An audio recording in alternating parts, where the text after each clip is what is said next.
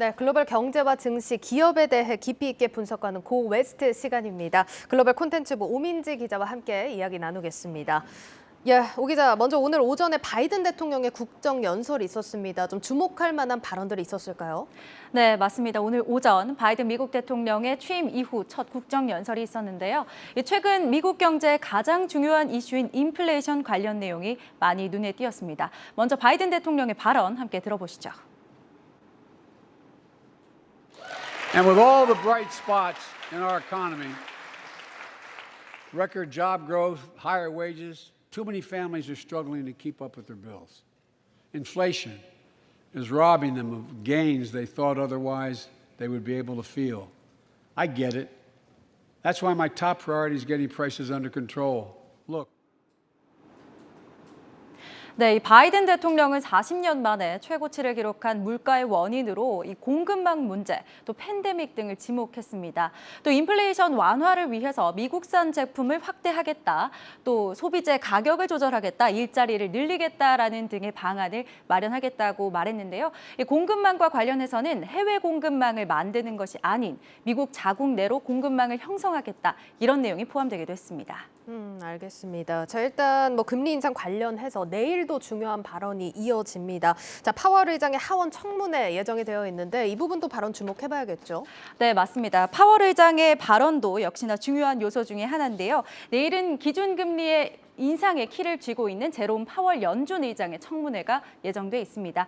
현지 시간으로 내일 오전 10시 파월 의장은 하원 금융서비스위원회를 참여하고요. 3일 오전 10시에는 상원은행 주택도시위원회에 참여하게 됩니다. 이 자리에서 파월 의장은 통화정책을 보고할 예정인데요.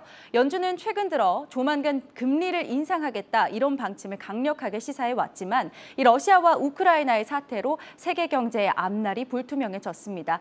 이런 방향 때문에 연준의 금리 인상 계획에도 차질이 생기게 된 겁니다. 일단 러시아 우크라이나 사태로 연준의 입장이 달라졌을지 좀 잘 지켜보셔야겠고요. 자, 일단 미리 월가 전문가들 의견으로 대략적인 결과는 좀 점쳐볼 수 있을 것 같은데 어떤 의견들이 있습니까? 네, 맞습니다. 파월이 어떤 입장을 취할지 월가 전문가들의 의견은 다소 분분합니다. 먼저 파월이 금리 인상의 속도를 늦출 것이다 이렇게 보고 있는 전문가들의 의견부터 살펴보겠습니다. 이 무디스 애널리틱스 마크 잔디 수석 이코노미스트는 파월 더 신중해야 한다. 마치 지금은 바늘구멍에 실을 꿰어야 하는 상황이다라면서 균형을 잡기 힘들다 강조를 했고요. 또한 피터 부크바 최고 경영자 역시도 매우 불투명한 상황으로 결정을 내리기 굉장히 어려울 것이다. 파월의 답은 정해진 바가 없다라는 정도가 될 것이다. 이렇게 예측했습니다. 예, 지금 그러면 러시아 우크라이나 사태로 속초를 늦출 거냐 아니면 그대로 갈 거냐 이 두 가지 또 선택지를 놓고 결정이 나올 것 같은데 그럼 반대로 연준이 계속 금리 인상을 단행할 것으로 보는 입장 측에서는 어떤 의견입니까? 네, 반대의 입장도 한번 살펴보도록 하겠습니다. 파월이 금리 인상을 계속해서 단행할 것이다라는 입장인데요. 골드만삭스는 인플레이션 지표를 보면 올해 7번은 금리 인상해야 할 것이다라고 이야기했고요. 뱅크 오브 아메리카도 7회 금리 인상 전망을 고수하겠다 이렇게 입장을 밝혔습니다. 또 시티의 앤드류 이코노미스트는 3월 금리 인상론에서 시장이 너무나 빨리 발을 뺐다라고 얘기하면서 조급해할 필요가 없다 이렇게 강조했습니다.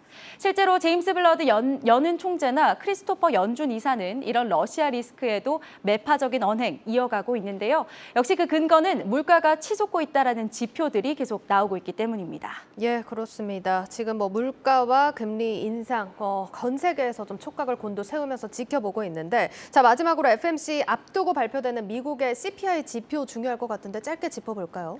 네, 아직 2월의 미국 소비자 물가지수 상승률은 나오지 않았는데요. 예. 가장 최근 자료인 지난 1월 자료를 기반으로 보면요. 미국의 소비자 물가지수 상승률 7.5%였습니다.